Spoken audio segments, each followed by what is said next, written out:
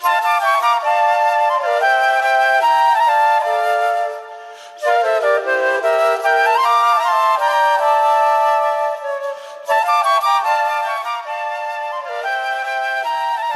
segmento de La Olla Sazón Pública, hoy conversando de parques nacionales, áreas protegidas, biodiversidad, entremezclado con otros debates que tienen que ver con la producción de hidrocarburos, con la producción minera, con la expansión agrícola en el país. Y te decía, te convocaba para que en esta parte que estamos conversando con Pablo Villegas, investigador del CEDIP, sobre estos temas, conversar un poco uno de los temas que ha aparecido este tiempo, ya desde hace algunos años, está así como en primera plana de los debates, que tiene que ver con el territorio indígena y Parque Nacional Isiboro Secure, más conocido como TIBNIS, en el país. Recordarte además que puedes participar, proponernos temas, sugerirnos gente que quieres que venga al programa. Puedes hacerlo buscándonos en una página de Facebook como La Olla Sazón Pública. Puedes mirar, volver a escuchar los programas, bajártelos. Tenemos un canal en YouTube también como La Olla Sazón Pública, y por supuesto en todas las páginas de la Red de la Diversidad, y en Batirenda en Tarijas, y Pastambo en Sucre, Huaynatambo en el Alto La Paz y Achocalla.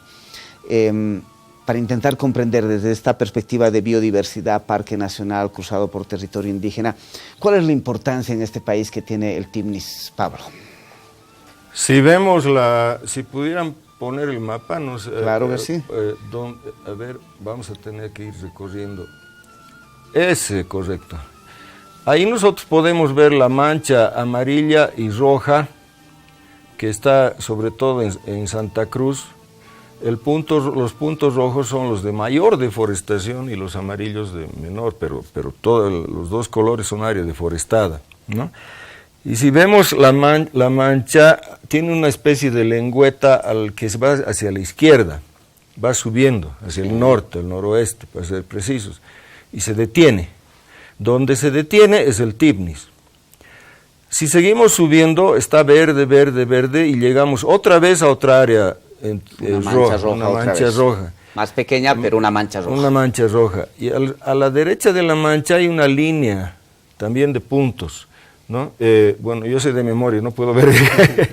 Pero bien, entonces, esa línea que viene bajando del norte de La Paz, Urrenavaca, se detiene en Yucumo, ¿ya? Y la otra sube del sur y se detiene en el TIBNIS. Entonces, esas unas pinzas, vamos a decir, nos están mostrando hacia dónde están avanzando.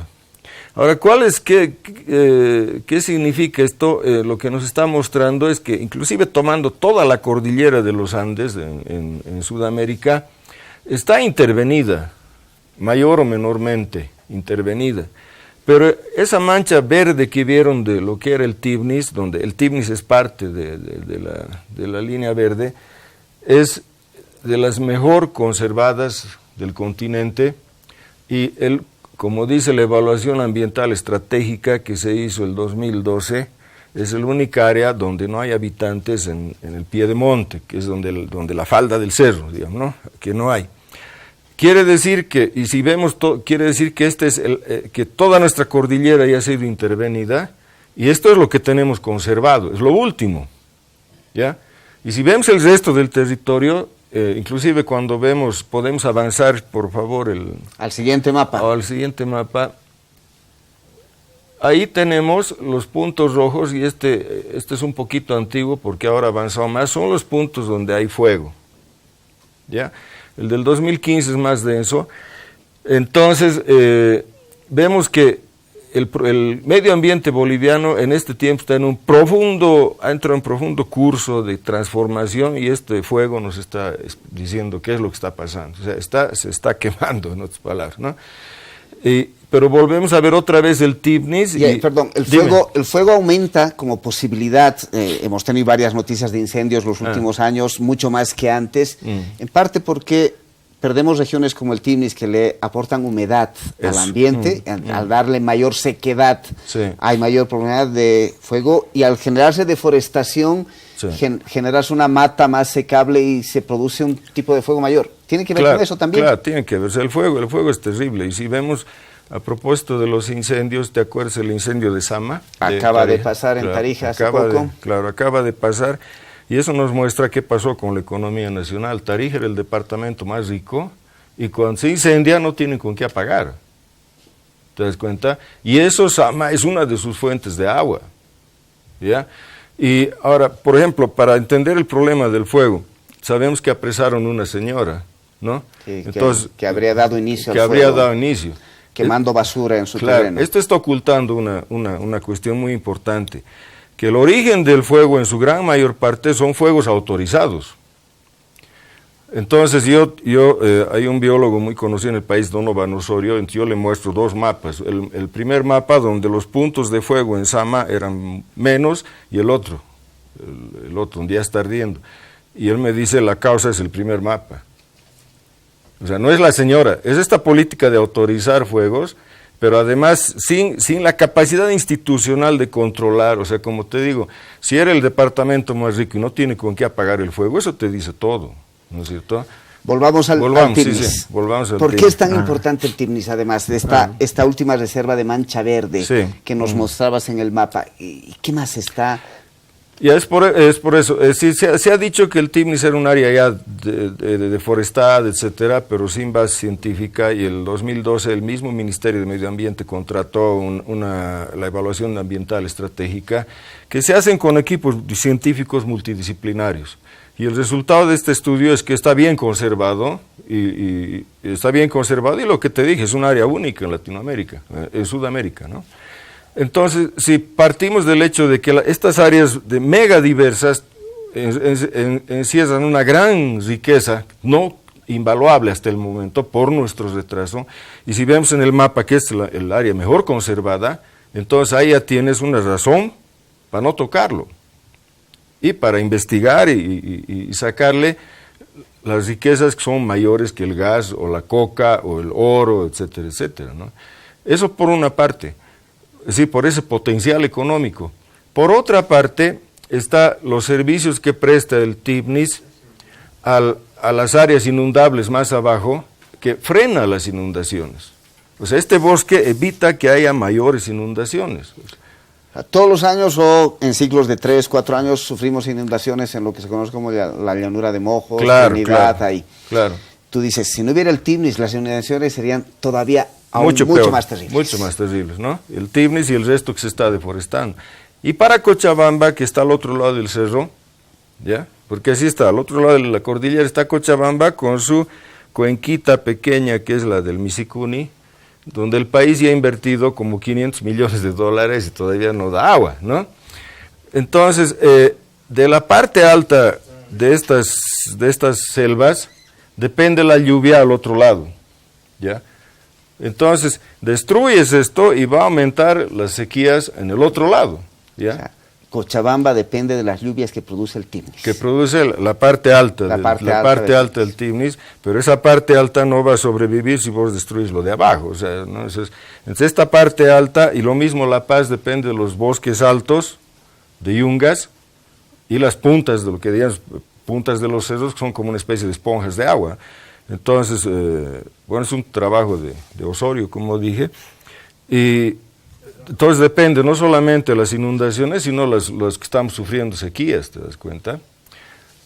Es decir, cuando el año pasado se vivía la crisis del agua en La Paz, profundamente, teníamos que preguntarnos no solo de dónde viene de arriba las aguas bajando, sino más abajo de La Paz, de dónde se produce la posibilidad de humedad para las lluvias que abastecen a La Paz. Lo mismo con Cochabamba, parte el rol del Timnis. Sí, y se puede ver eso, digamos, uno puede ir a la cumbre, al ir a Yungas, y te echas como para tomar el sol y ahí vas a ver cómo nacen las nubes.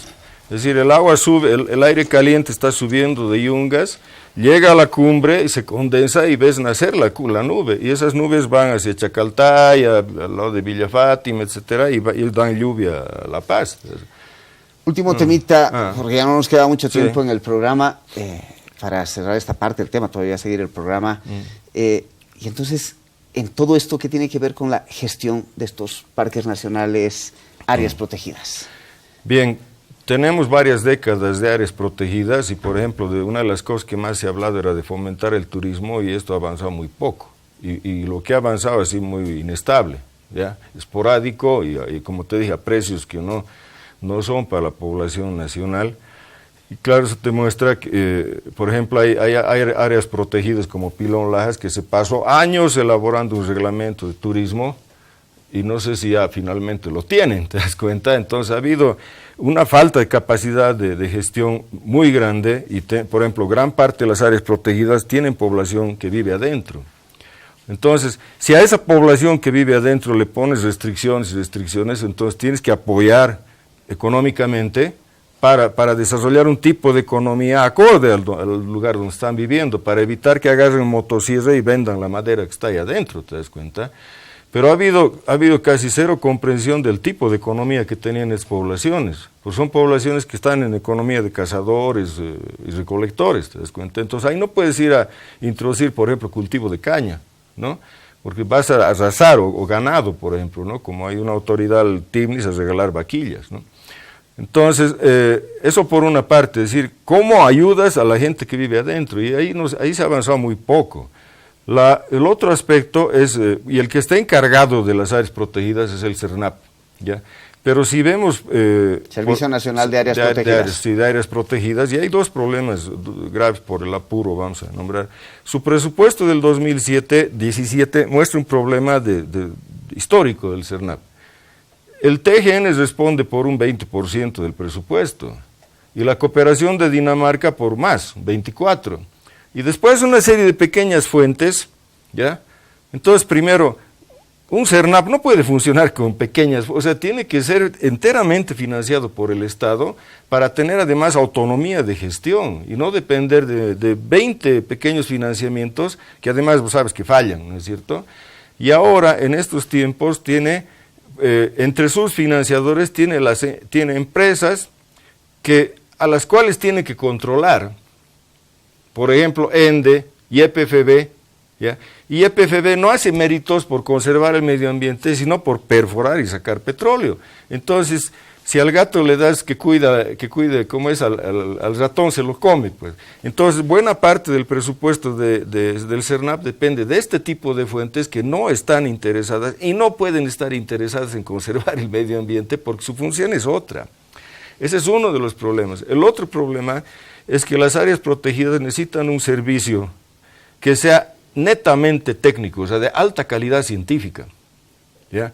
Y el CERNAP lamentablemente no es eso, porque el CERNAP ha sido, a lo largo del tiempo que yo conozco, la cuestión fue botín político, se pone políticos, o diferentes presiones locales, tiras y aflojas de diferentes sectores que quieren tomar la dirección, y de ahí ves un cambio frecuente de la jerarquía del CERNAP, que además le da inestabilidad, impide que se constituya en una entidad técnica, científica, para la administración de los parques. Y como te digo, cuando creas un área protegida, te estás metiendo en un grave problema de ciencia y tecnología, ¿ya? Entonces, si no creas la institución a la altura de esto, entonces no vas a poder administrar. Pablo, 30 segunditos. Ya. Y con esto, ¿qué tiene que ver la persona común, el ciudadano común, la ciudadana común, la gente que habita una ciudad? ¿Qué tiene que ver nuestra vida con esas áreas protegidas, parques nacionales, biodiversidad, la gestión de esos espacios? ¿Qué tenemos que ver nosotras con eso? Hasta hace poco hubiéramos podido decir que era para la gente de las tierras bajas porque que dependía de los servicios ambientales de esto, ¿no? O sea, y de las consecuencias en la salud pública, las plagas, por ejemplo, ¿no? Enfermedades. Pero yo creo desde el año pasado la gente puede darse cuenta que dependemos, porque si esto no anda bien, no tenemos agua, por ejemplo. ¿Ya? Hemos empezado a vivir lo que tiene que ver nuestra relación más de cerca, claro, con esas áreas protegidas. Sí. Y si me permites una palabra sobre la cuestión de ciencia y tecnología, la medicina tradicional, ¿ya? Se debía haber desarrollado la medicina tradicional porque es justamente el área donde está el conocimiento mínimo, básico sobre estas áreas. Y no se ha hecho absolutamente nada al respecto. Yo te doy un ejemplo. Por ejemplo, en 1949, cuando la China se independizó y generó la llamada Revolución China. La Revolución China, en su constitución ellos pusieron: la China depende de dos medicinas, ambas científicas, la medicina tradicional y la otra. Y el resultado es que ahora China es un gran exportador de medicina tradicional y tiene académicamente elevado el nivel de su medicina tradicional a nivel de doctorados, ¿te das cuenta? y en Bolivia estamos lejísimos. O sea, yo creo que en Bolivia se está perdiendo velozmente los conocimientos sobre medicina tradicional. Entonces, si quieres desarrollar la otra ciencia, vas a partir de cero, ¿no? Desafíos, nos toca también como personas tomar posición, actuar en consecuencia de esas posiciones que tomamos. Pablo, gracias por estar en La Olla Sazón Pública. Por las gracias. Espérenos, porque en el último bloquecito del programa queremos saltar de tema, parte de esta riqueza cultural entremezclada con riqueza ecológica. Nos vamos a trasladar al Brasil para trabajar con poblaciones negras. Salvador de Bahía, dicen que es la ciudad con mayor población negra en el mundo entero. Y Salvador de Bahía, con una riqueza cultural notable, también trabaja a través de la música, la manera de reencontrar la salud, la sanación entre su pueblo. Sobre eso vamos a hablar en el último segmento de La Olla Sazón Pública. Espérenos.